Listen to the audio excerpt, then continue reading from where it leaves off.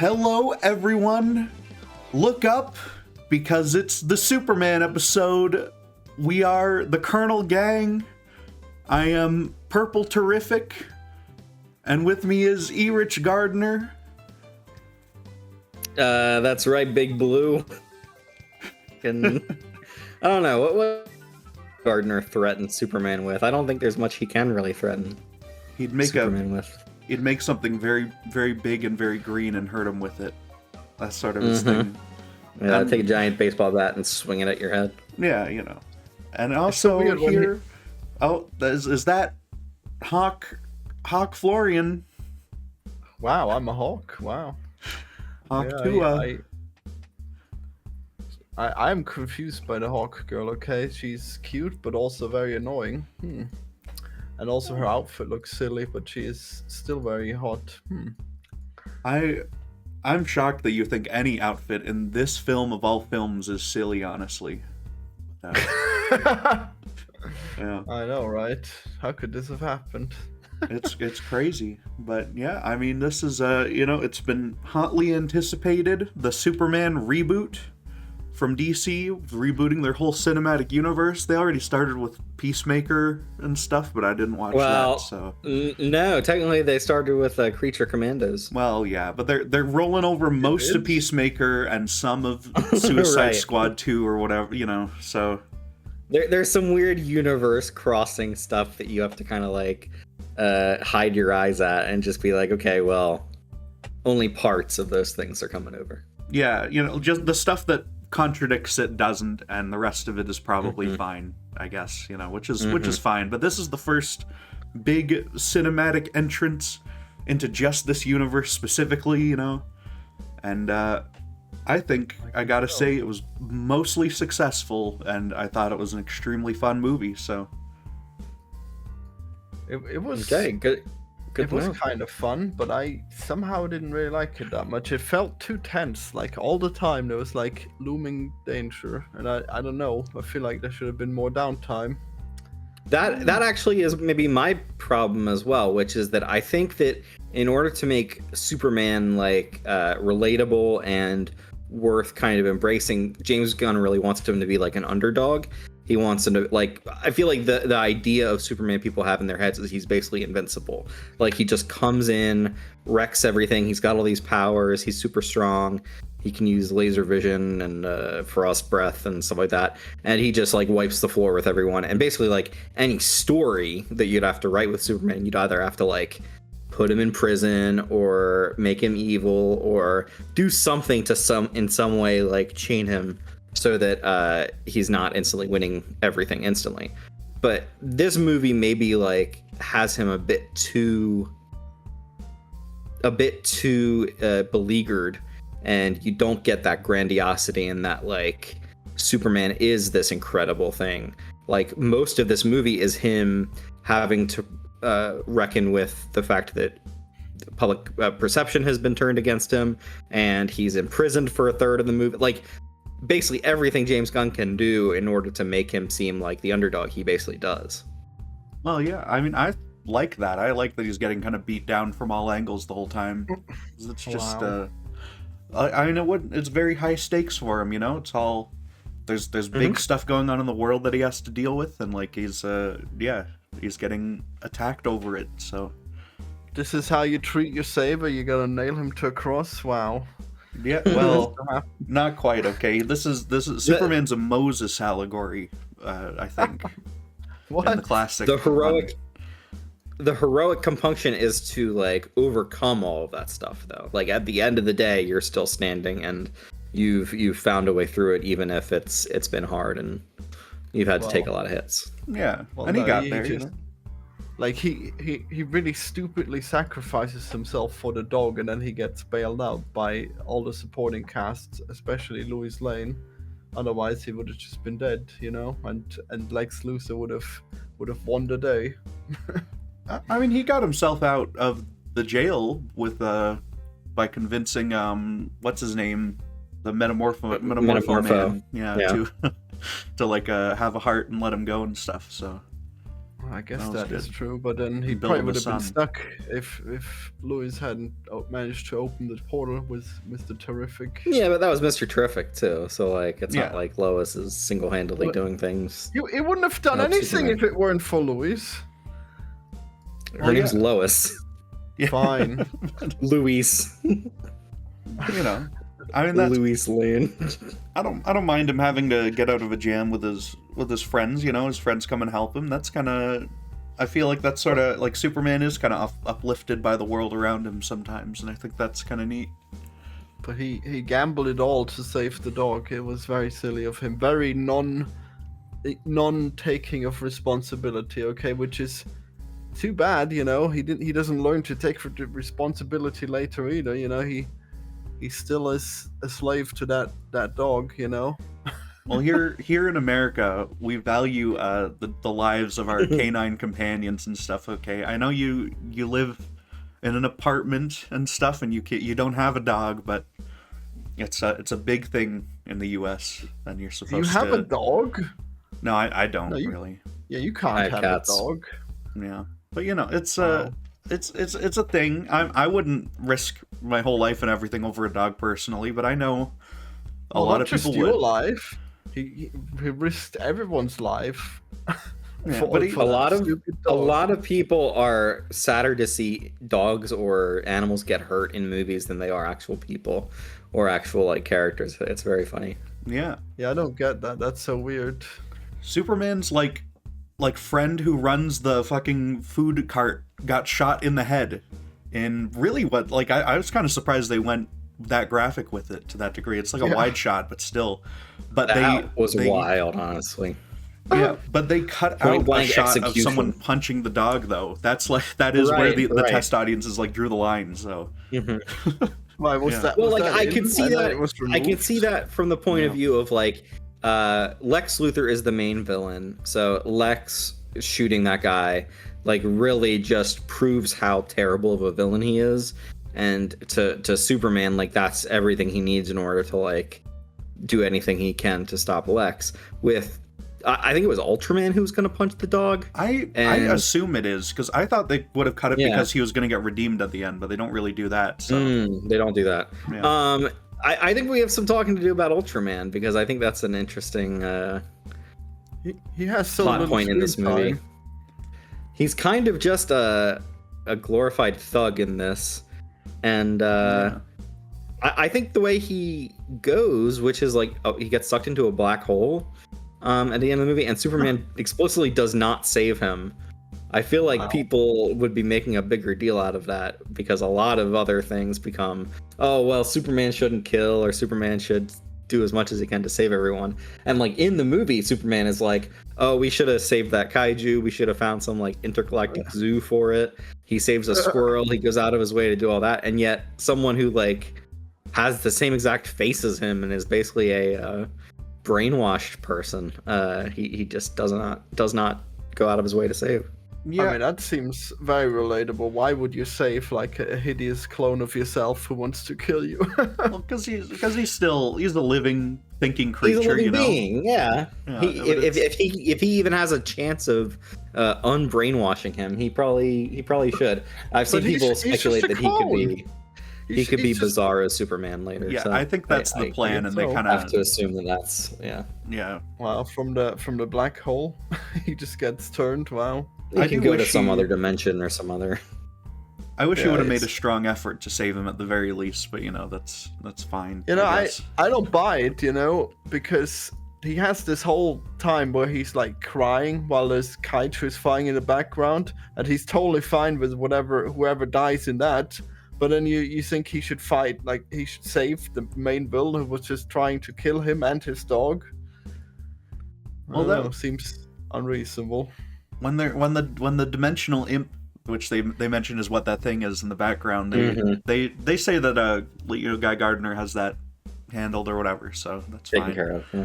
Yeah, but it's What? So that thing doesn't deserve to live? He can blow that one up. Superman is only like responsible for like Earthlings and like, yeah.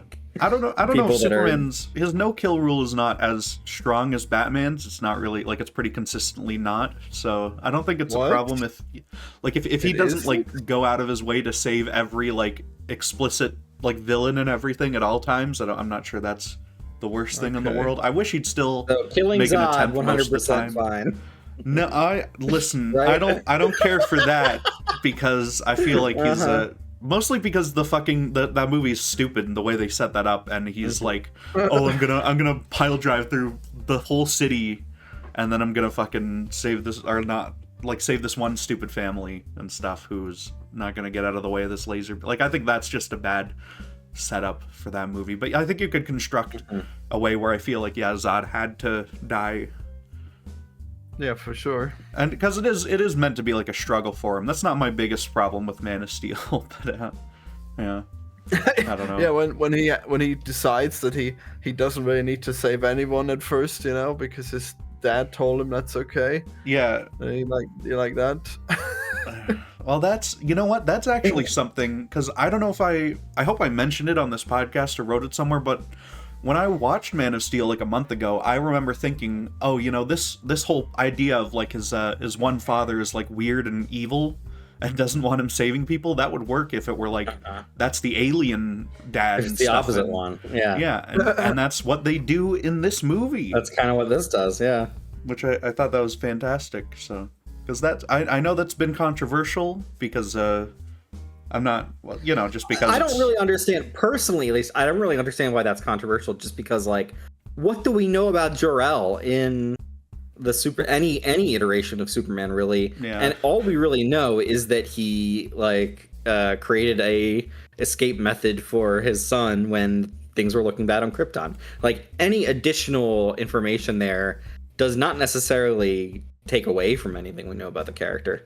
And, I mean, this is going to sound pretty bad when I say it, but like, I don't necessarily see a lot wrong with the stuff that Jor-El told him. The harem stuff and the like, all that is maybe like definitely a bit, and like anything that's like, see Earthlings as lesser beings and stuff like that's kind of unfortunate. But like, if your entire like species is dying and you're trying to save the last vestiges of it, you would probably say some pretty unwise things as well. Maybe. I don't know. Wow, excusing it like that. Okay. Yeah. Look, that guy was planning to send his son away to conquer a planet way before Krypton was exploding, okay? It's pretty obvious. And his wife was happy about it too, She's there. Oh, so like... wait. You're saying that Krypton was not, like, undergoing problems within this universe and that they just sent him away just to... Like, this is basically an Invincible storyline? No, I think Jor-El would have just been like a nutter who wants to conquer planets, and maybe the Council of Krypton would have been frowning upon that, but I think he was probably gonna do that if that message is in fact real, Yeah, even if his planet hadn't blown up and stuff. I don't know. I think I think preparing for it. It can't be like the whole ethos of it, Krypton as in its entirety and stuff, because Supergirl has to not be a crazy person as well. Right. So yeah. I know people have an issue with her not telling him about that or something, but I don't see why she would have to, honestly. But well, she is a terrible brat, so it makes sense that she would totally forget about that. Yeah. I don't know. But I'm excited to watch the Supergirl movie. I guess it is kind of a shoehorned in cameo right at the end, but yeah, it's. I actually like it a lot because she, like, they say that Krypto's her dog, and I think that adds a lot of characterization to both Krypto and her instantly. Which is that like Krypto's so unruly because she's kind of a bad dog owner, which is something that happens in real life. Like she's like happy to have him jump around on her and stuff, so she just doesn't bother training him to not. Honestly, that scene kind of makes Krypto in the rest of the movie work a bit more for me. Like, if there's if there's any like criticisms you could lodge against this movie, maybe it's a little bit too reliant on crypto to both like be the cuteness factor that the movie needs to kind of like play on audiences, but also like crypto just solves a lot of the problems in the movie pretty handily. Yeah, I mean, he's like a major character in it. I'm fine with him solving whatever kind of issue he needs to. Yeah, I agree. That is not really good criticism, because like writing it so that the dog solves it is usually more trouble than just finding any other way of solving it as a writer, don't you think? So I think it's probably actually pretty fine to use that device whenever you can. Yeah, he puts effort into like saving him and stuff, and there's always like an element of like, oh, crypto is unreliable, which is kind of fun too. So.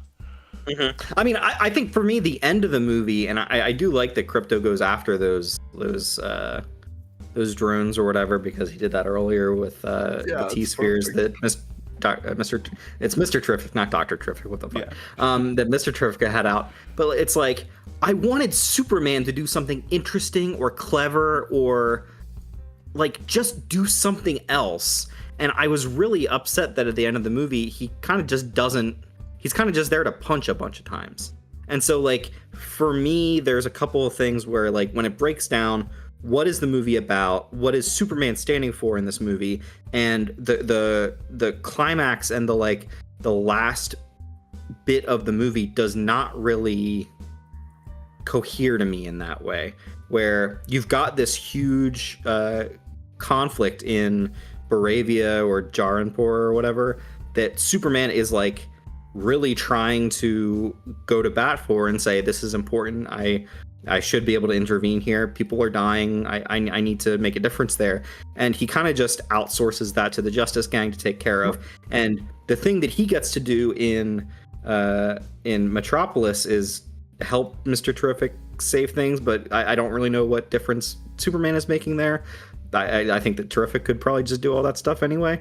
And then he's just fighting Ultraman and then faces down Lex. I just don't see what is really great about what Superman's doing there in the last act.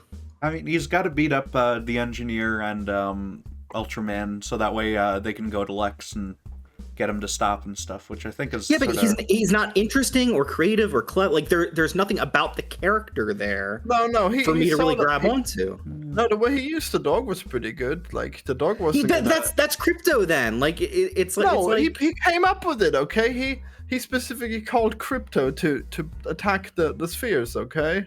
Yeah, but that's outsourcing it to a different character. Like, I want Superman to do something interesting there, and... I really wanted them to, like, he, like, runs between both sides of the dimension or something like that and, like, somehow finds a way to solve both issues.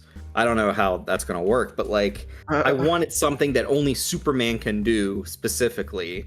And for him to, like, I felt so bad when, like, that kid is, like, raising that flag with the Superman logo on it, and it's like they really need to, like, get Superman there to, like, save them, and then fucking Guy Gardner shows up and is, like, fucking using middle finger Green Lantern constructs to flip over tanks and stuff like that, and is like, I'm sure that kid's glad he's not dead, but, like, I'd be a little bit peeved that Superman didn't feel like it was worth coming to help save me. I mean, that's kind of... He set the cronies for a lot, okay? He was in a really dark place at that point, okay? He was fighting Lex Luthor really hard. I don't know. I don't know. I just feel like you can have Superman solve the conflict in Baravia and Jaranpur, because that's what most of the movie he's, like, trying to think he should do and prove he can do. And he can fight Ultraman there. He can, like, all of that stuff can be solved there, where the actual conflict feels like it should be, rather than just he's throwing Ultraman into a dark black hole after fighting him a bunch. Well, the thing is that it just doesn't. Like, his sort of arc with the with Jaranpur and stuff, like, that's sort of already dealt with before the movie starts, because he doesn't waver in his, like, commitment to saving these people and stuff. So that's sort of like the arc of the Justice Gang, is that they have to step up. And it's kind of about it's about, like, inspiring them, but I don't get where they get inspired by him at any point. On the That TV, is they all look amazing. at the TV. Yeah. Oh wow! See, that's wow. dumb. That's really like That's how that I don't like works. that. There either had to be more happening, or like I feel like I appreciate the movie is quick and it's like 2 hours long, and like I oftentimes will bitch about movies that are too long, but like I needed just a little bit more to have like, how are they particularly inspired? To me, it's like if Terrific was not helping him the entire time, I'd maybe go with it a little bit more. But like Terrific basically starts helping them immediately. So that's 1 out of 3 that you don't even have to like do anything for. And then it's just Hawk Girl, which she has like the least amount of characterization of any of them. And then there's Guy Gardner, but like I don't know, like I like what the movie is positing, and I like that it's going for that stuff. I just don't think it's super well done within the context of the movie. Well, I mean, I gotta say, I do think that there probably was a lot of stuff cut out of this. I know for a fact there were a lot of scenes they're talking about and stuff, and they got it down to 2 hours because Warner Brothers is unhinged and they force everyone to do that for no reason. And I do unironically, I want to see them release the Gunn cut.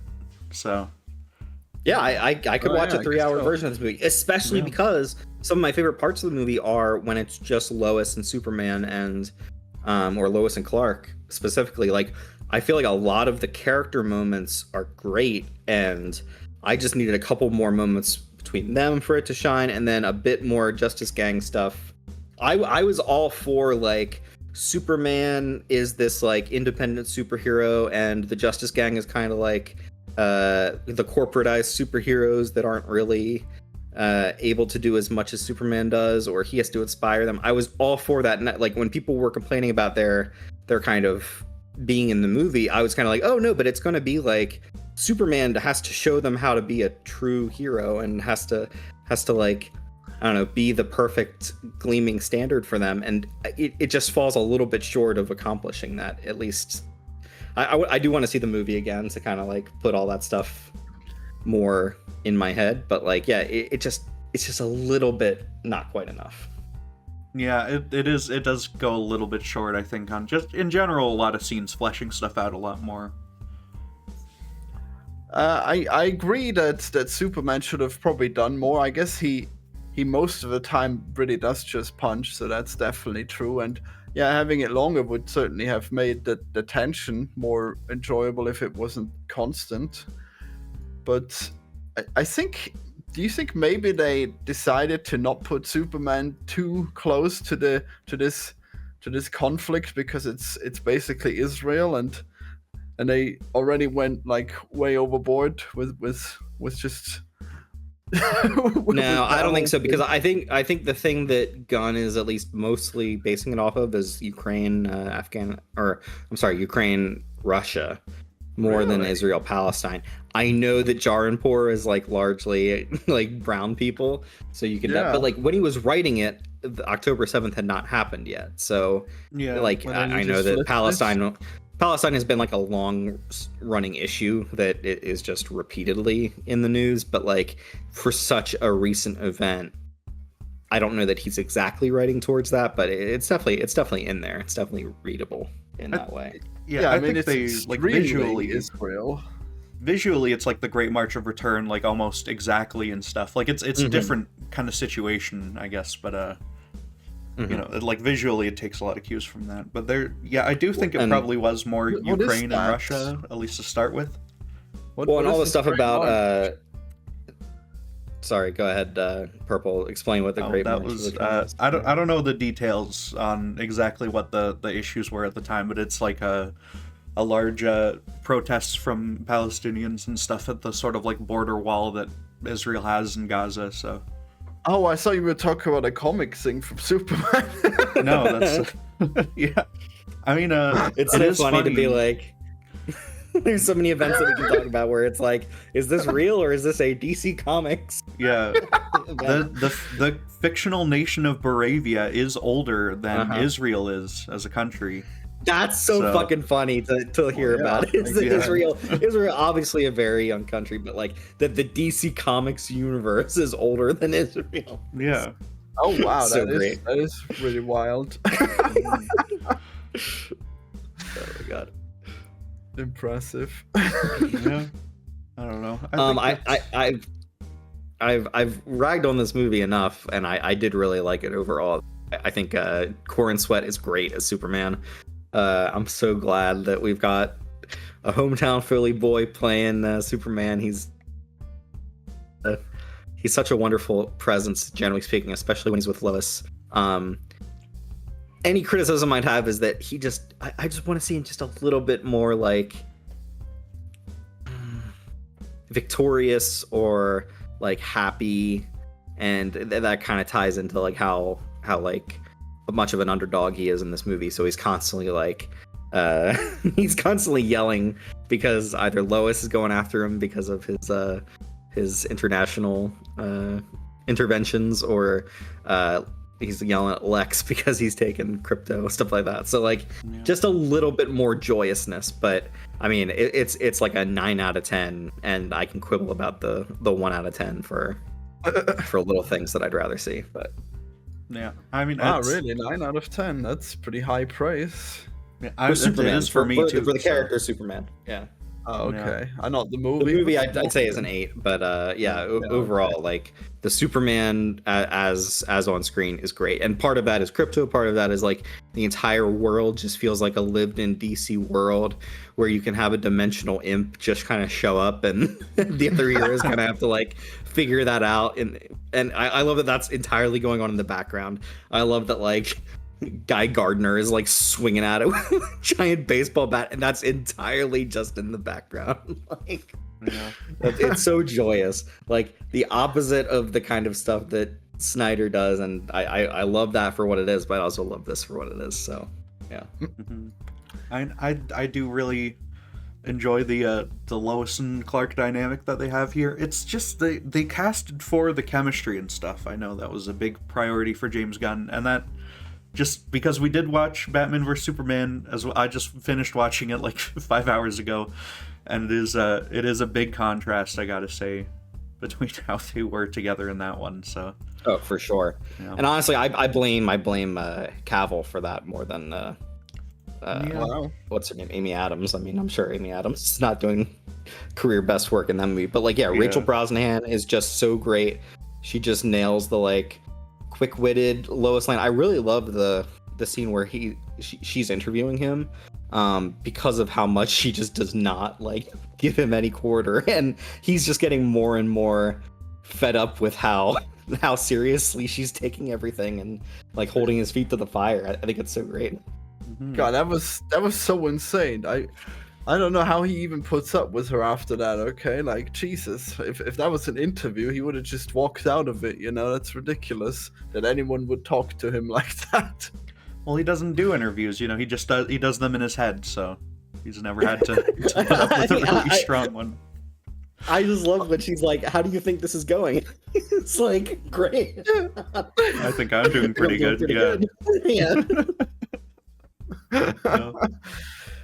You know, Okay, so oh, no. I think that the main thing that we should definitely talk about is definitely Israel, though, because the movie implies that I guess he put I assume who should supposed to be Netanyahu on a cactus to stop him from invading Gaza, you know, and that's really interesting that they had the balls to put that in there, and then it's revealed that Lex Luthor was controlling him all along. So that's some heavy conspiracy to that's put like in a this that's like movie. a classic comic book kind of plot line, right? Purple, Yeah. where it's like Lex is kind of like puppeteering everything and like working with world leaders and like just making geopolitics shift in the way that it's gonna like make sure that Superman can't do what Superman needs to do, and kind of working with world leaders in a bad way. Well, just the fact that he's installed a portal in the fucking Moravian leader's like room and stuff, and he can just walk in and go talk to him. That's absurd, and I thought that was very fun. I know I heard during the scene where he shoots the guy in the head, apparently they shot this and then cut it because it was too extended and ridiculous, but they had a bit where Lex was like upset that the blood was going to get on his shoes, and he told Gurgos to like lay down and soak up all the blood into his suit or something. Oh, Jesus Christ. which would have been Honestly, there's so many things in this movie where it's like Gunn is really just like tiptoeing on the side of like, yeah, kids can still watch it, but there's so many little moments where it's like, oh wait, when Superman's talking about a super harem and stuff like that, how much are kids going to like understand about that stuff? How much of it is appropriate for kids and like appropriate in like a comic book all ages kind of thing? Like I just wonder about some of that. Like, yeah, like a scene where a villain is telling somebody else to soak up the blood of someone you just executed like they're a mop is just like, yeah, that might have been too much. I think it leans more toward kids than like well, certainly Suicide Squad and oh sure, more than the Guardians movies. I think like there's nothing in this that I think is as intense as like all of Guardians 3 and all those flashbacks, but like it does ramp up a bit, and I think that's fine. I think there's like, you know, for kids movies and stuff, I watched Batman 89 when I was a kid, and there's some unhinged stuff in there, so that's a lot of, I think that all works. I do think kids can handle more than we think they can, and yeah, it's just that I'm sure that there were some kids who were like, what do you mean Superman has a harem or whatever? What does that mean? I don't know. I mean, I saw this with my brother. He's 12. I guess I should have asked him what he thought about the harem idea. I don't know. I feel like that sort of thing just glosses over youth. It's like, oh, that's a word that I don't know yet. Yeah, exactly. If I'm a kid, you know, so that's fine. And we'll get to the Teen Titans Go movie eventually, which has a huge sabotage parents moment at the very end. Oh yeah. All right. Well, that'll be interesting to see. I've never seen that one. So, yeah. Maybe we'll do forgotten about it. Yeah. Maybe it'll be the next one we get to. Who knows? I don't know, because it's Superman. We haven't really talked about we've talked about a lot of Batman stuff, but not much Superman. Do you think that this is the best like Lex Luthor we've gotten on screen? I actually can't stand other than the animated series.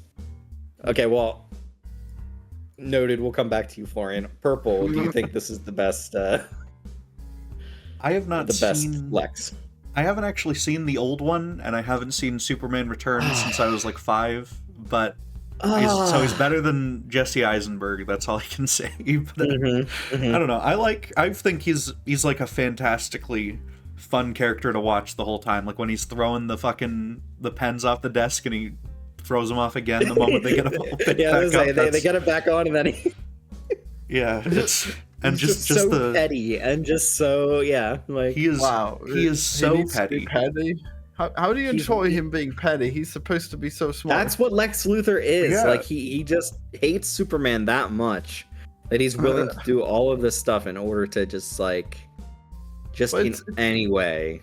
But the pens, how does that benefit his overall thing at all?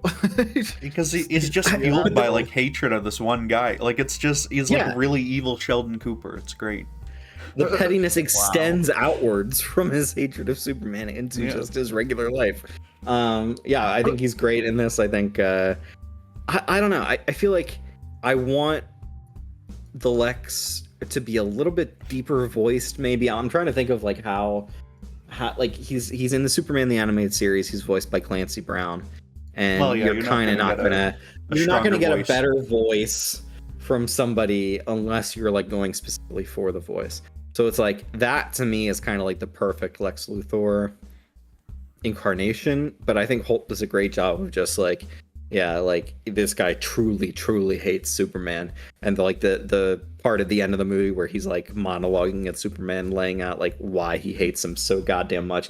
And I actually think like for a movie that picks up kind of in media res and does not like talk about the origins of Superman or the origins of Lex Luthor, I love that he had that little moment at the end just to really like wrap up why he hates Superman so much, since that did not happen earlier in the movie. So I think he's great. Why do you dislike him, Florian? What is going on here? What was his motivation again for why he hates Superman? I guess it's been a while since Superman is like an alien, and like everything that's good about him, he can't help but like think that inherently makes humans worse or makes humanity lesser, and it makes him feel lesser, and he's bald. Wow. Well, and he looks at Superman, who has this full head of hair. He wants to like prove the supremacy of like humans over the Earth and everything, which is sort of, yeah, and specifically his own, because you know he's like upset that he's compared to Einstein and stuff. So you know. Yeah. So it's just racism. You think that's cool? He's just like, oh, I hate when aliens are good at things. They're taking our jobs. It's like his deep-seated like personal issues and his own like problems with his self-worth and stuff. You know, it goes deep for him. I think it's not just space racism. I don't know. Like, why would he pick Superman specifically if it's not just racism, huh? Well, I don't know. Well, you know, because Guy Gardner is a person. Hot Girl, I think he just doesn't know much or care about Hot Girl, maybe. Mr. Terrific's a person, you know? Like, he should be fine with them. I think if someone like Martian Manhunter were in this universe, and maybe he already is, who knows, but like, I think he should have a problem with him, I guess, but... Well, you're not fixing the racism allegations by saying there's another alien he would be racist against. I mean, like, he does dislike that he's not a person, you know, and that there is something out there that's, like, better than people. But that's sort of, you know, and then Superman says to him, like, oh, well, I'm actually... That's my greatest strength, is that I am a person, and I have this human morality and stuff, you know, and I wouldn't... without that, I would be doing awful stuff, so... It is such a, like, the comics perfectly brought to life when they are, like, jousting with each other verbally and just, like, trading insults, or, like, Superman is, just talking about how that is what makes him great. Like, I mean, just stuff that... When Christopher... And I know you haven't seen the older movie, but, like, Christopher Reeve, I think, is such a great human embodiment of the Superman from that era. And... this Superman just feels so much more modern and so much more like a person of this time. He feels like more of a person to me than Reeve, who felt like almost like a perfect person in a way. And just like when he's saying all that stuff, that's exactly what Superman is. That's awesome. Well, the 70s one is kind of interesting because that's before like all the reboots and before any of the like modern interesting comic book stuff started happening. So. It's kind of neat, and they were like purposely harkening back to the Silver Age stuff from what I've heard about it. So that's pretty neat. But yeah, I'd definitely check out the first two movies. I don't know that you need to see 3 and 4. However, I'm gonna watch them eventually. I will give 4 this. It starts with Superman calling out the entire world and saying, "You know what? You shouldn't have nuclear weapons." And he literally throws everyone's nukes into a giant net and then hurls them into the sun. And as much as the end of that movie or the rest of that movie kind of fucking sucks, I love that idea. I love that Superman is just like, fuck all y'all. You're not gonna do anything good, so you don't get that. Yeah, I mean, you know what? Yeah, I'm not great. Even. I guess that would probably be a much bigger geopolitical issue than anything he does in Baravia, but I don't know. That's sort of you know, that's I'd be fine with him making that sort of decision. I think that's all right. Yeah. Although every country would just go back to making more, and they just make them more secretive immediately. I guess. Yeah, right. Well, they just make them lead-plated or whatever. Yeah, hide it under lead. Wow, the new nuclear space race where everyone has to hide from Superman. Wow. Yeah. That would be pretty hilarious. Under lead-lined wheelchairs and stuff. Yeah. Yeah. This movie is nutsy to me just because it's like, it sometimes feels more like a Justice League comic or like Action Comics. Like it sometimes is different from a Superman purely comic, but I like that. I like that it's like the entire DC world is here. When Metamorpho is like creating a sun because he can create all of the different elements that have to like come together in order to make a sun. And he does that. Like, I think that's such an amazing comic booky thing to do to get him out of prison. Are there even different elements that go into a sun? Isn't a sun just like I'm pretty sure you can just put hydrogen and crunch it together, and you have a sun. There's Yeah, like a there's lot all of kinds of hydrogen, stuff in but the there's sun. probably like you've got to have the other stuff in it to make it work or whatever. Yeah. I mean, that seems unlikely. That I'm pretty sure it's Right. just the pressure that does Fusion the reactions and reaction. stuff like that. We have all kinds of stuff that we have to do in order to make those. So Yeah, because Yeah, we there's all don't kinds of have stuff the in the sun. pressure. We don't have the pressure of the sun. Well, those other elements might be the important part of like making it the specific yellow sun that like activates his powers or whatever. So it has to be as close. Yeah, I guess you know. so. How convenient. Yeah. Well, that's always been a really convenient thing for Superman is that it's yellow sun radiation, and they're not just all super people all the time everywhere. So Yeah. yeah, but the planet he lives on happens to be really, really, really good for it. So yeah, I mean it made me think of Spider-Man 2 because he had the sun in his hand. Power of the sun in the palm of my hand. Yeah, but it is that level of like we're gonna do this comic book ridiculous thing, and we're gonna take it a little seriously and put some emotional weight behind the whole thing. What do you think of fucking Baby Joey? I was gonna say that. I think it's funny that Superman like has to care for this thing while he's fighting all these things, but that scene went on a little bit too long. Just Superman in this like sea of whatever it is, river. tachyons or nonsense river, holding the baby up miraculously, and the baby not dying the entire time. Yeah, that's fine for a couple seconds, but like it was like 5 minutes, and I'm just like, no, the baby's gonna fucking die. Like, I mean, there's no way it doesn't. It's Well, like aliens. You don't know. it felt very Baby Yoda kind of thing. Like, oh, we got to have a little baby character, and it's just the fact that like, oh, Metamorpho is just in the movie out of nowhere, and he's talking about Baby Joey, and it's like, bro, what are we doing with this baby? And he's not like, he's sort of segmented off in his own chunk of the movie. He doesn't become like a major force going forward for like the rest of it. Really, he just sort of helps the Justice Gang at the end. But I think he shows up at the very end. He's there with them, but it felt like there should have been Does he maybe an pet the establishing dog? scene for Metamorpho at some point earlier on, but I don't know. And his whole deal, Oh, I thought you meant the baby. and just The why he movie- has this green baby, like the movie as it's constructed is very much like we have to go to the next scene, and then the next scene you'll have to learn everything you need to learn for the plot line or the bit of the movie that you're in, because we don't have time to set up a bunch of other stuff. So. Yeah, and you better learn it fast because we're not gonna dwell on too much of it. So, But yeah, I kind of don't mind that, just because like I don't know, I don't want to be like drowned in all the just context for stuff and all, like just move through it. Yeah. I'd much rather get character stuff than get like plot Yeah, for details sure. or contextual because you can pick up on it. It's like, oh, this thing is this kind of archetype, and we're gonna mess with that for a minute. That's fine. right. My favorite character in this movie, not Superman, is definitely Mr. Terrific. I think he's way better. the character is great. I love when Lois is trying to like share her relationship information. He's just like, look, I just do not give a shit. Yeah, I mean, he's very much he's pretty efficient about this whole thing, but there are a lot of bits where he gets upset that the dog's fucking eating all of his balls. His Stuff throats, like It's like your circles, and he's like, are you kidding me? It is a 3-dimensional object. It's a sphere. He's like he's like put together enough that he can like suppress the Sheldon in him, but it comes out every once in a while in very stupid moments, which is a lot of fun. He's not like just a pure like brick wall of like badass or whatever. He's got those moments where he lets it slip for a minute. It's one of the things where James Gunn can embrace the stuff about these universes in a way that even I think like Marvel can't.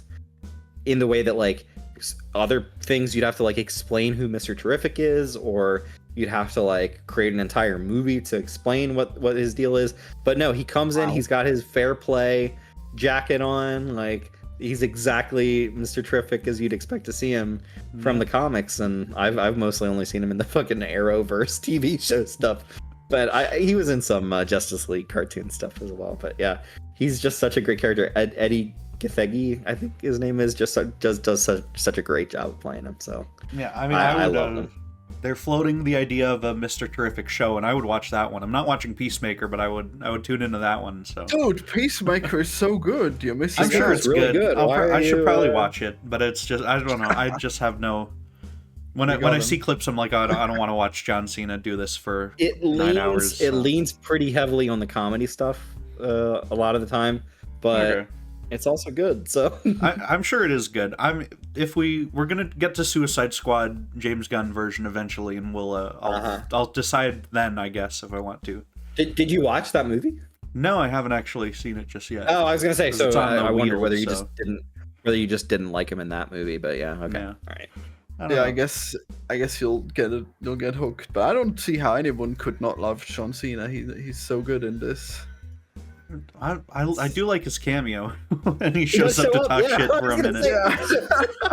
On a talk show, Yeah.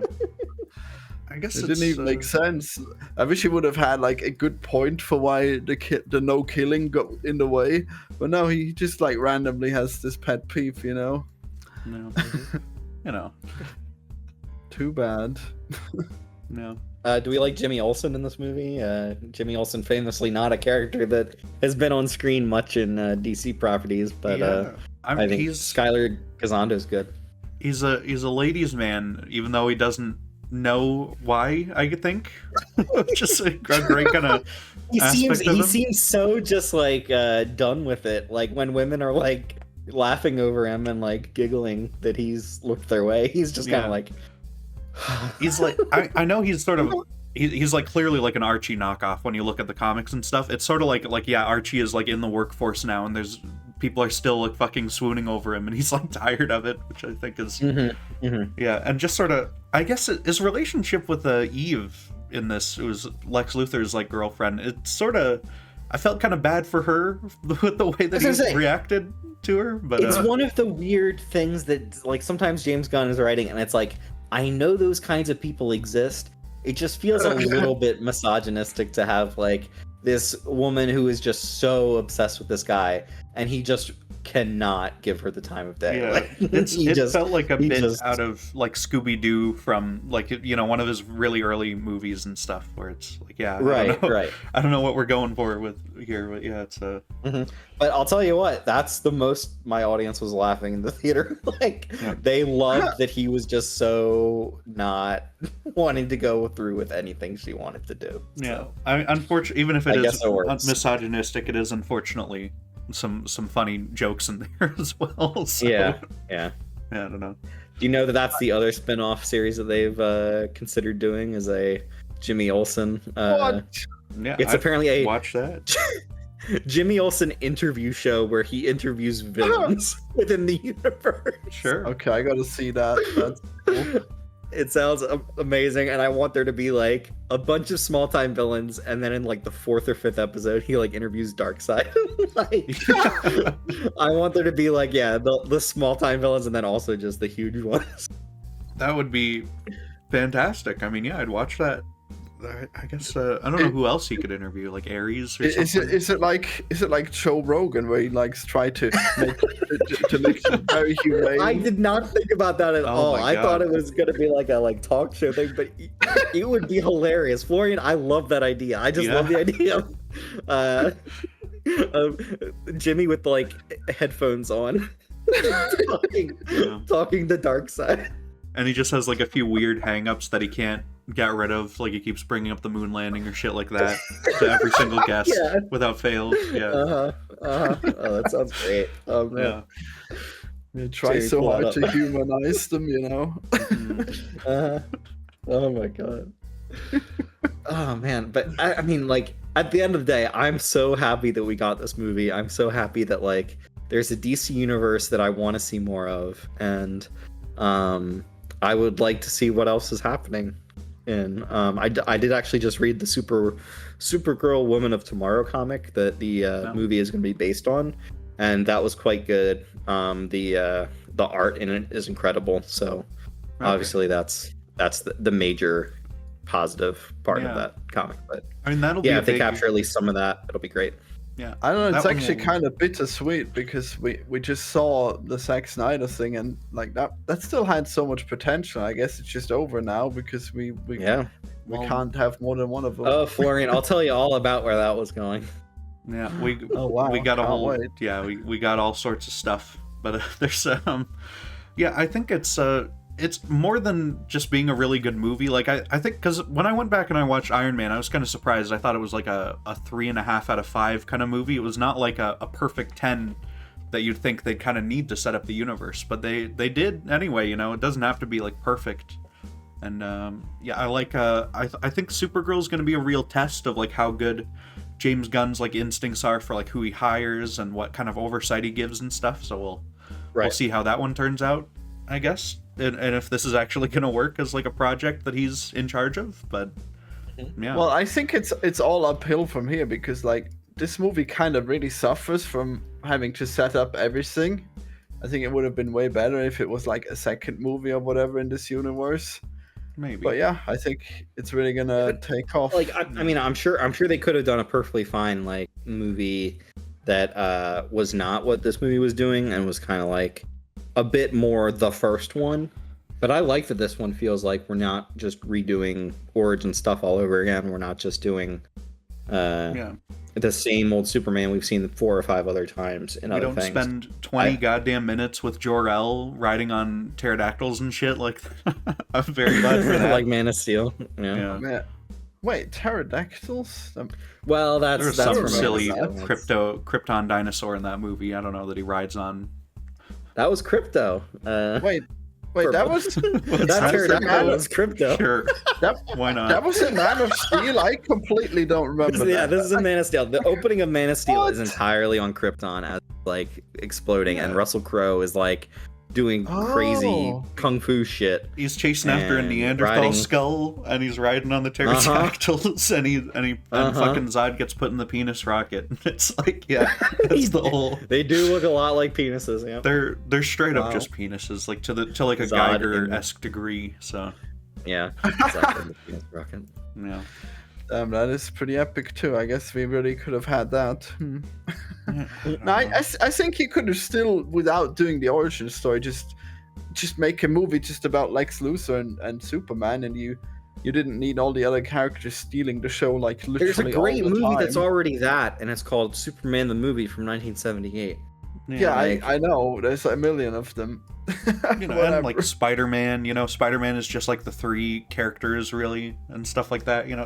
There's a lot of really focused superhero stuff, and I'm good with ones that are sort of expansive like this, because it did just kind of feel like Guardians in that way, where it's like, there's all sorts of crazy characters and all sorts of side plots and stuff going on in the background, and you can just sort of get into it and get used to it, and you don't need too big of an explanation to make it all work, I think.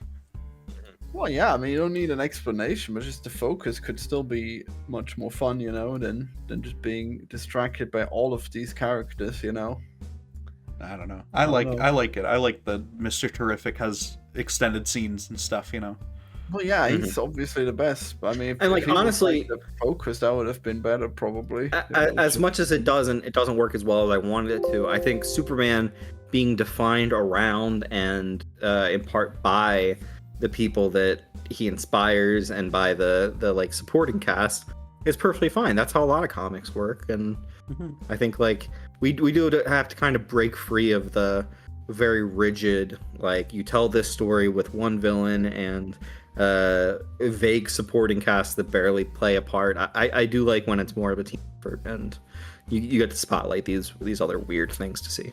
Yeah, I mean, like you say that, but it's like literally defined, because like this is literally how Superman is being defined in his first movie, and it's just like all of the other guys just doing way more stuff than him. I don't know. Like if he at least I generally agree, but if he had to assemble the team or something, then yeah, but like it doesn't even need to be called Superman, this movie, Yeah, I vaguely agree with that, but I think Superman is well enough defined in this movie, and then you get the positives of all the other characters as well that I really like as well. So, like, to me, it's like a win-win-win. I guess so. Even more of a win.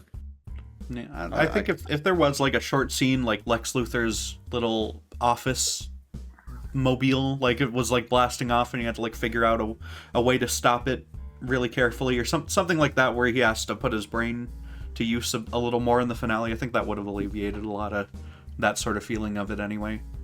Mm-hmm. Yeah. I mean, I don't think that bothered me too much either way, though. So. Yeah.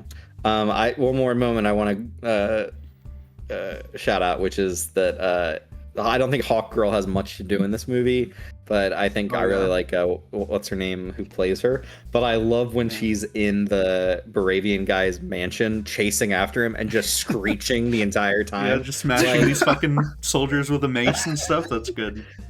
Yeah, that's the thing. Like, some characters you really don't need to do a whole lot. You just need like them to screech as loud as possible. Like, that's fine to me. I mean, that's very confusing to me because, like, no, like in the other scenes, she's like a bored girl, but then she becomes this harpy. What? Well, she's Hawkgirl, Yeah, so she's she's all about very battle. Hawk She loves- crazy. Yeah. Wow. I don't know She's much just about. completely bored whenever she's not in battle.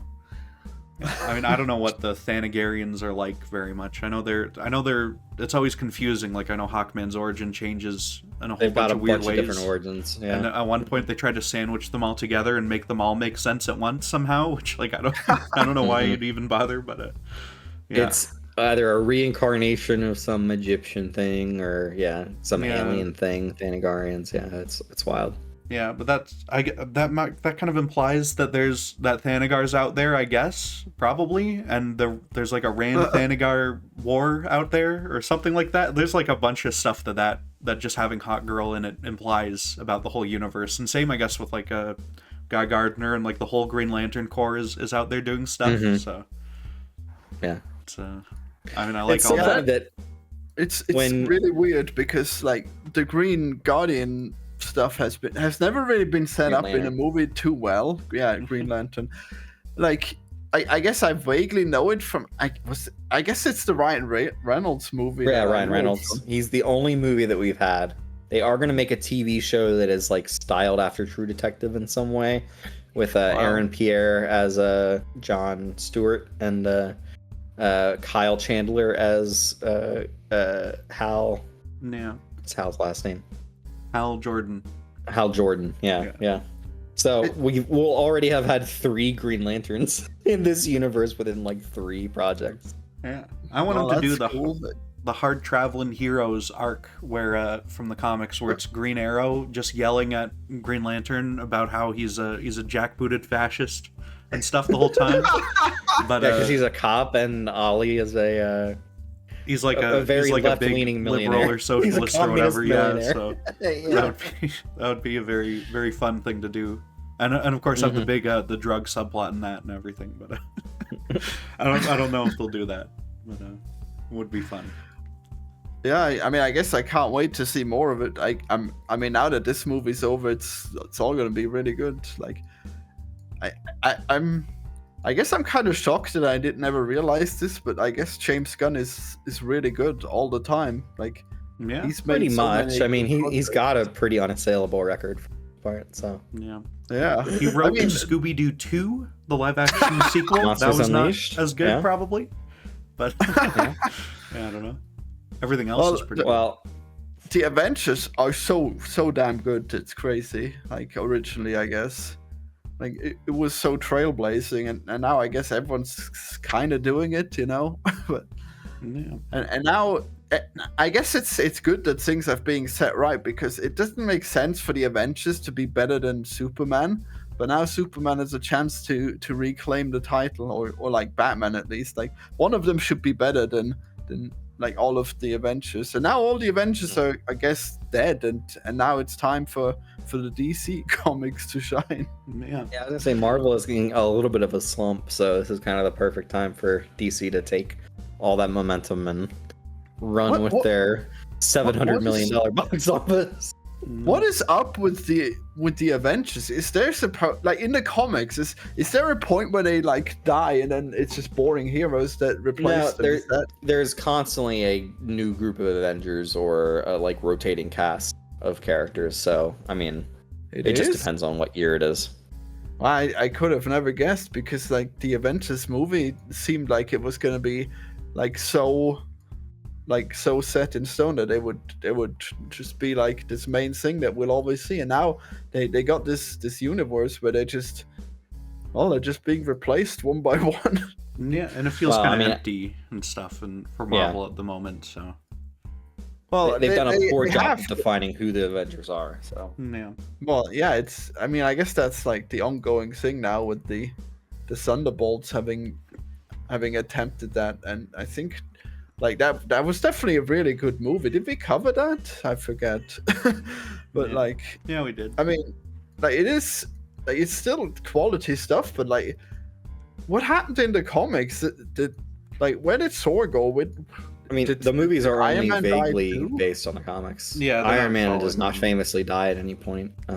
He did He die. does Though. really He just turned into a because- blue hologram Oh, did for he? a long time. Yeah, I forget okay, when. okay. If that's like Civil War II or something, but yeah. Can he come back? Because he Well, really in should. comics, nobody stays dead. You know, that used to be a big in like 40 years ago. This used to be a big thing for Marvel, is that everyone stayed dead and stuff because they Well, were more wait. grounded on like that silly DC. But you know, But I now think it's just the longest nonsense time wasn't bullshit. the only one who stays dead is Gwen Stacy and Uncle Ben. Well, it was Gwen, it was Bucky, and Uncle Ben, which you know, I mean, two of those are Spider-Man Bucky. ones. Now Uncle Ben is the only one who's still like mostly yeah, dead. right. Because and they've teased it a brought bunch, back but Gwen Stacy. yeah, Gwen's back, and now she's Spider-Gwen officially in the main She's universe, Spider-Gwen. which like Boo. upsets everyone because fucking now her whole can't like see it. lore is gone in her own universe, I guess. So You can't see it, but I'm giving a big thumbs down to that. yeah, I don't know. Gwen I think is like Jason Todd, where she's better off for the story if she's dead, and if you have the multiversal version, that's fine, I guess. But you know. I get, you know, I mean, for Jason Todd, there's the Red Hood bit, and that's a good story. And then they've done nothing good with him since. But, I read some Red Hood comics when he was with Red Hood and the Outlaws. They were all right. I'm sure some of them are all right, Artemis but it's and like, for the sake of Batman's pathos, I feel like it's more interesting if he's dead forever. Yeah. So why did they kill Iron Man? I'm still confused about that. You know, because like, Robert Downey Jr. is like 80 years old, and he wanted out. So. What? Well, now And he was charging exorbitant prices. Well, yeah, but they had to pay him another $100 million. So it's like, you know, like they're damned if they do and if they don't. So I mean, he's just in the suit. He'll be fine. Well, he doesn't need to be. yeah, he doesn't even need to be like real 90% of the time. He can just be fucking Yeah, a CGI. he's just in a monster. recording booth. Yeah. Yeah, but This yeah. This is the biggest disappointment of all time, honestly. That he would want to retire from this amazing opportunity where he's like the backbone of this great franchise. Oh my god. I mean, after they a all while, wanted you to. just Chris kind of run Evans out of did. things to do, and Yeah. I mean, no, you don't. The comics don't run out of things to do, right? Well, it's Yeah, sort of but like what- they're very episodic and repetitive in those comics a lot of the time. So, Are they? I mean, like, are they gonna do Iron Man 4 where he after he fights Thanos, but he's just going back and he's fighting? There's another billionaire who has another Iron Man suit competitor. Like, what are we doing at that point? Why bother? that sounds like heaven to me. I don't know what you're describing. That shit here was as wearing bad. thin by Sounds Iron Man like 2. heaven Okay, to that me. was not. yeah, Yeah. right. Justin Hammer mean, saves that movie. So. I mean, they could have just stopped making like Iron Man movies and just only focused on the big, like, combo movies. You know, like the Avengers always would be better with him there. Really, what they needed to do is just nail some of the new stuff more. Like, they needed to have Ant-Man needed to be better. Fucking, like, some of these other movies, Shang-Chi needed to be like better and more definitive. Like, set him up as a really interesting character, stuff like that. And I like Shang-Chi, but like they need to stick the landing on that a lot more. And I think people wouldn't have such an issue with it now. And They also, need to everything find, with Jonathan Majors too was a mistake. So. I need to find some defining character for the next like entry of Marvel. Yeah. And I feel like they tried to do that with Spider-Man, but that doesn't really. Yeah, well, it can't really be he's him pretty in because his own. he shouldn't be, His own and best he's friend. owned by another company, so it's like it's never gonna work Oh, yeah. for him to be like the leader of the Avengers or whatever. So I mean, it probably would work. Like he was pretty powerful Well, in that one movie. The things they wanted to do was they wanted the leaders to be Spider-Man, Captain Marvel, and Black Panther. yeah, They and- can't really do Spider-Man because he's a shared character. You can't do Black Panther anymore because he fucking died. Yeah, And so you that's a can't mess. do Captain Marvel because what's her she name? Brie made Larson. fun. She made fun of old white dudes in an offhand comment one time, and no, she'll never live that down. I guess so. Yeah. Well, everyone hates her forever. That recently. Oh well, I guess so. It's that's one of those things where like Brie Larson's face, she's gonna be up there with fucking Big Red and like these SJW classic characters and stuff forever, I guess. What? So, and all the YouTube thumbnails. But, Is that true? Because I have not heard of that. Well, I guess people are really upset that they're Marvels, but damn. Yeah, people. It was a whole thing, and yeah, I don't know. And I mean, just those movies. At least, well, I haven't seen the second one, but the Captain Marvel one, she is not like a super interesting character in the way that like Iron Man was anyway. So they kind of fumbled it. I don't know. Oh my god, have you seen Ironheart? Has anyone seen Ironheart? Anyone in the whole world? I don't think so. I don't know. Like it is so bizarre how they thought, oh yeah, this is what we'll do. I mean, I guess we've seen like the girl. God, her name is stupid. Riri Williams. Yeah. Yeah. I don't know. We've seen her in the Marvels, and that was okay. I mean, I guess she's very annoying to watch. She was in Black Panther 2, not the Marvels. Really? Yeah, that was Miss Marvel, who was also like a teenage girl who has the powers of one of the other ones, which is, Well, doesn't even have she's got hard light powers when she should have stretchy powers. Yeah. Well, because they couldn't do that on TV or whatever, so bullshit. They listen. Reed Richards has to be special. He has to be super special. Yeah. I'm glad they went with that rather than the other way around. At least, just, it would have been funny if both of them had hard light powers. Reed Richards hard light powers? Yeah, that's yeah. I mean, they can't do that, so you gotta. Yeah. I don't buy that it's. I think it is for the TV budget thing was the main reason. I don't buy that they had like an issue with man, the One Piece TV show did it. Yeah, I don't know. I guess so.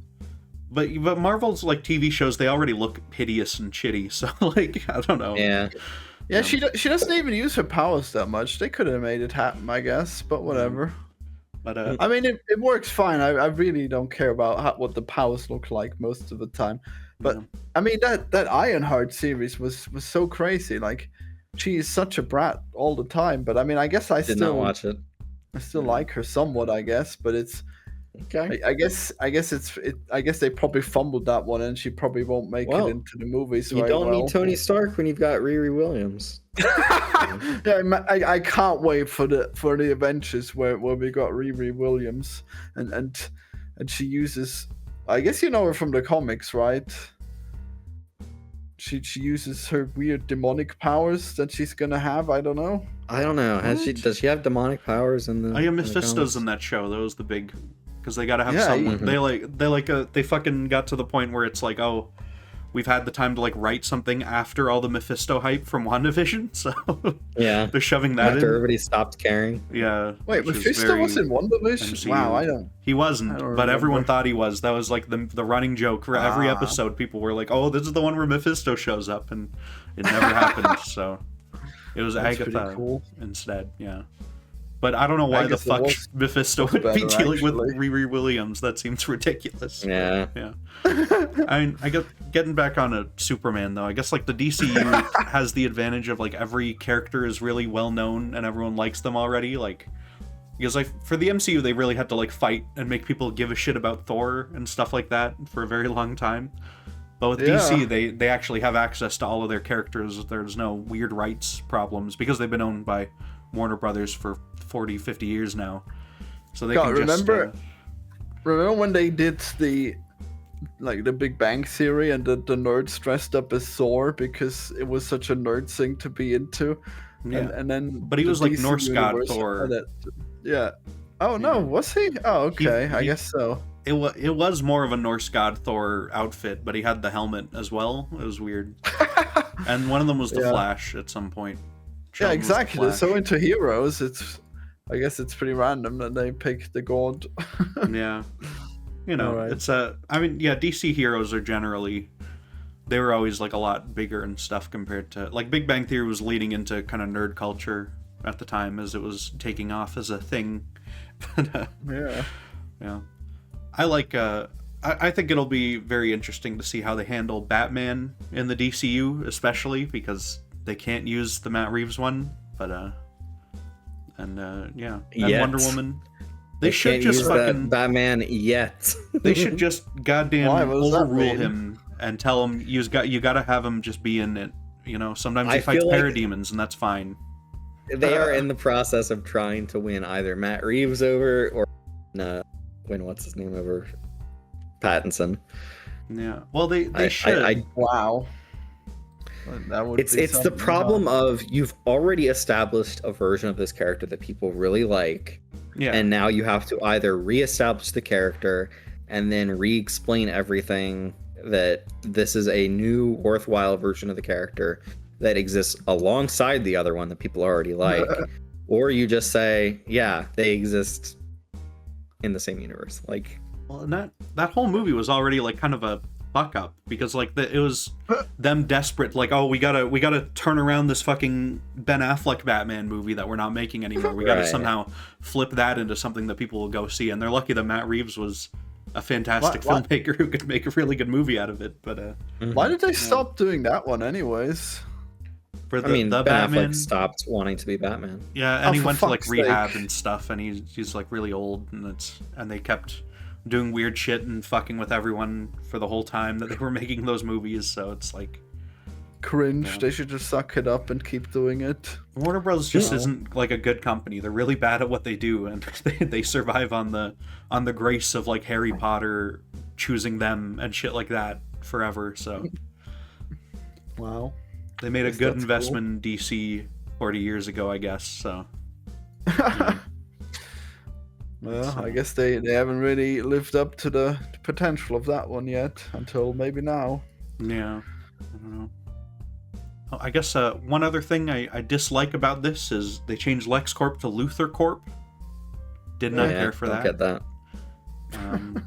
I like the monkeys, though. That's a very fun bit, and it feels very real. To how maybe not. I feel like it's more of a national issue. I think there are probably like 40% of people on Twitter are bots coming out of Belarus or some shit, honestly. But there is also clearly a lot of people who will just set up a bot to read ChatGPT and make rage bait about every single tweet and stuff. I mean, I don't know if that's true because like the Americans really are that stupid. So I think the bot problem is actually really overemphasized. Now you can tell when they're fake people and stuff because they don't reply to anything. They just rage bait into the ether forever. So, well, if that's true, then I haven't noticed any bot recently, except for the obvious spammers. It's like half of Twitter. I think is just bots under any given reply, like tweet. It'll just be that. We have to go through that because I don't see how that's the case. We might have to then, yeah. But yeah, it's bizarre. Yeah, you'll have to convince me of the dead internet theory because I don't believe it yet. Yeah. I don't know, but yeah, I guess. Do we have any final thoughts though for James Gunn's Superman film? Well, I think that if Superman was real, then he should punch Netanyahu. Okay, I think that should be a bipartisan issue, and I think that the people who get upset, like what's that guy? Pencil Sharpino, like he gets upset because Superman punches a bad guy. Are you kidding me? Wow, who would have guessed? Yeah. Like, ask any American. I don't think anyone would be sad if Netanyahu got put on a cactus. All right, that seems perfectly reasonable for a Superman to do. The only reason why we don't do it is because like our government doesn't let us. But like even in Israel, does anyone actually like him? I mean, how can he stay in government for that fucking long? He's very popular there among the citizens of Israel. So is he? Yeah, his whole party is. I feel like if anyone's in power for 20 years, it's no longer anything to do with popularity. I don't know. From what I hear, he polls pretty well still constantly. I thought you were very pro-Israel, Florian, last time. I'm pretty neutral on Israel, but like, wow, neutral. Yeah, wow, shocking. But like pretty sure anyone would have to say that Netanyahu has done some things that are not good, you know? Like, Israel should defend itself, but like, maybe you should de-escalate a little bit, huh? Yeah, I feel like there are ways that they could have gone about defending and retaliating against October 7th that did not involve bulldozing and bombing like every standing structure in this entire area. So, but I don't know.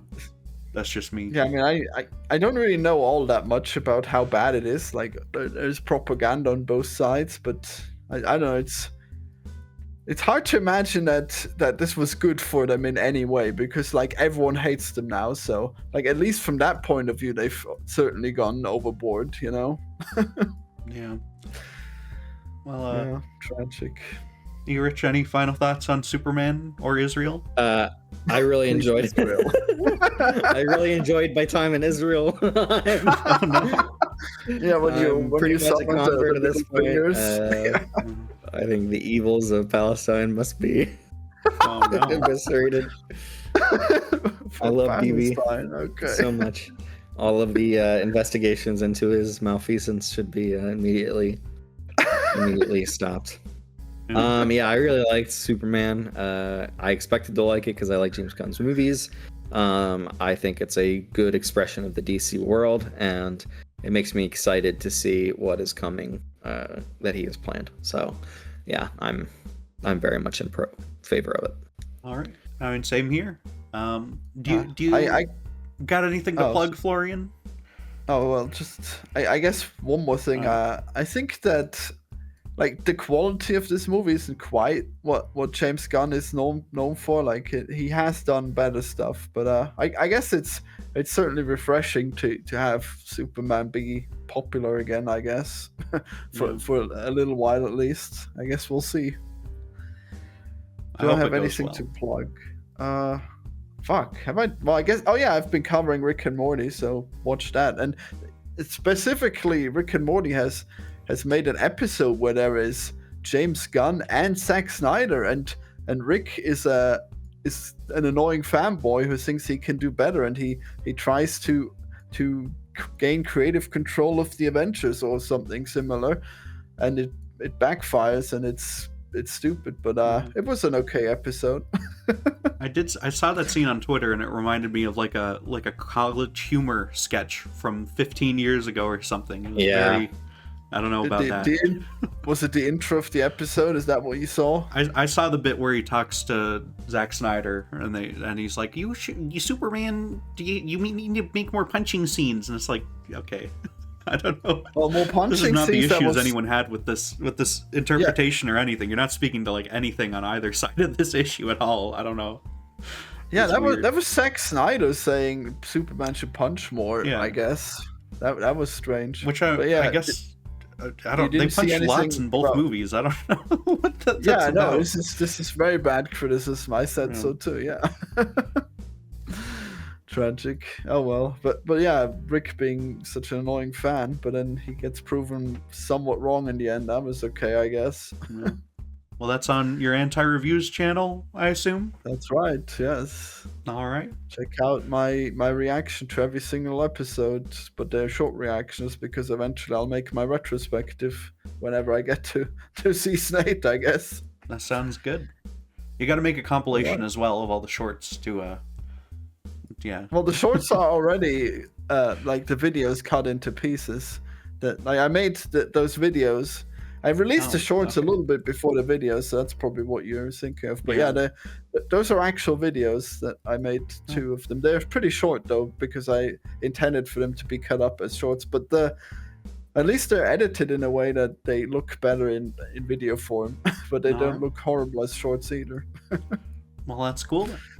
Rich, what do you have to plug on this week? You can find me on Letterboxd, Rev138 on there. I finished my Disney movies watch, so I'm now watching just stuff on Criterion Channel.